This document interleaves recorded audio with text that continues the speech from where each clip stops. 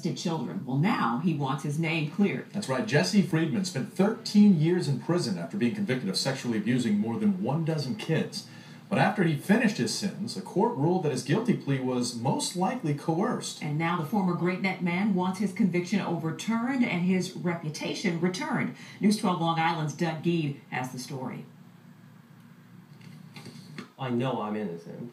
I know the crimes never occurred. Jesse Friedman spent 13 years in prison for crimes he says he never committed. In the 1980s, Jesse and his father Arnold pleaded guilty to molesting 14 young boys. They were students of a computer class the father taught at his home in Great Neck.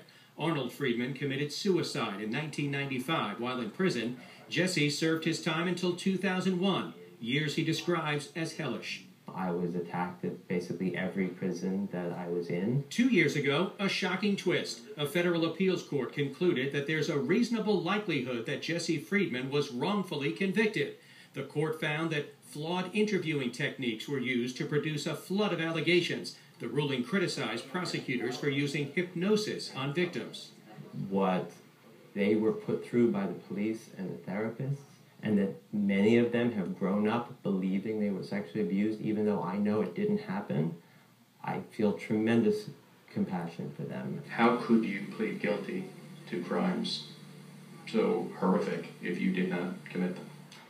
The judge had made it perfectly clear she was going to sentence me to 1,000 years in prison if I was found guilty after a jury trial. While it didn't overturn Friedman's conviction, the appeals court did call on the Nassau DA's office to review the case all over again. Prosecutors could then move to vacate the conviction if they conclude Friedman is innocent. Friedman says he's frustrated that it's been nearly 2 years since the appellate ruling and still no decision from the DA.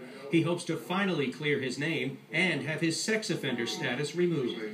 I'm fighting to bring out the truth, not just for healing for me, but for healing for everyone who was involved. In Garden City, Doug Geed, News 12 Long Island. Well, the Nassau's DA's office says it won't comment on the case except to say it is re-examining the evidence. Doug has more in his blog. Just log on to news12.com, click on the blogs tab. And if you'd like to see more of Doug's interview with Jesse Friedman, just go to channel 612 and click IO Extra.